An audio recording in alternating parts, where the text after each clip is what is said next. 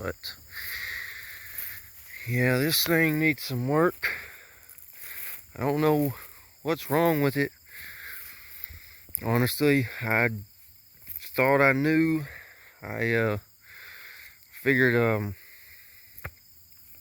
it bore washed itself. Well, I mean, not itself. I figured I had bore washed it, which means essentially fuel gets into the cylinder walls and washes the oil off the cylinder walls, so it then loses compression. So the fix for that is a simple fix. What you do, well, I say simple.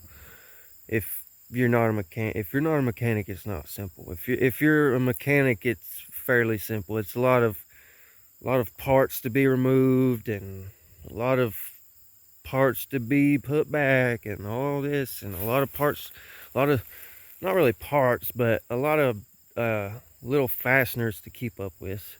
It's like 12 or like 16 fasteners to do what you need to do. What you need to do is you need to take the coil packs, all four on both sides, all 8 coil packs out, and take all 8 spark plugs out, and individually squirt oil down into the cylinders.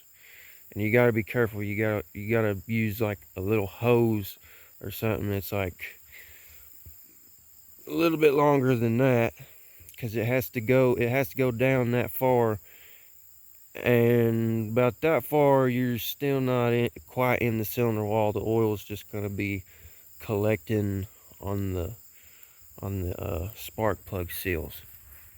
So what you need to do is do that. Get a long little rubber hose, stick down in there. I used not a coat hanger, but a piece of tie wire, a long piece of tie wire, and I just like stuck down in there with the hose and kind of like guided it, made sure it went straight down in there, and squirted probably not even a quarter, not like half a quart of, like half of a quarter of a quart. So I probably put like, I don't know, I'm sounding stupid right now, but I didn't put a lot. I put less than a quarter of a quart in it, in each cylinder wall. And well, in doing that, it's supposed to fix it. It's supposed to be able to start. Well, still crank, no start. So that's where we're at with that. If y'all want to see a video of me coming up here and going through the process of doing that again and seeing if it works for the second time, and also what I'll do is I'll get the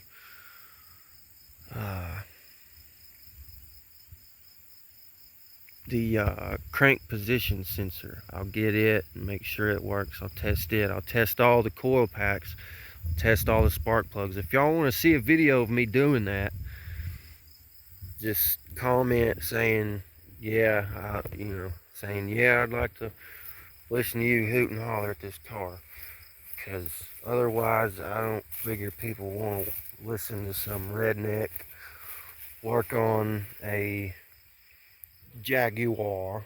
I don't know if I said that right. I tried to say it right, but I probably didn't. But I don't really figure a lot of people want to see that. So if you do, just let me know. Or if you want to see the car and listen to me shut the hell up and just work on the car, tell that to me too. Whatever. But I really do want to get this car back on the road. It's got 150,000 miles on it, and it has not been meticulously maintained. I'll just go ahead and tell you that. It lived in Florida up until about 2018.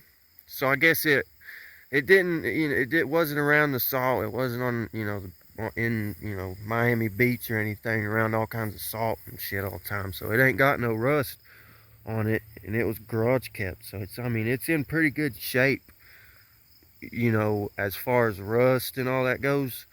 But, and the interior, of course. But as if you know anything about these cars, which I don't know much about them myself, and there's a lot of people that know a lot more than I do.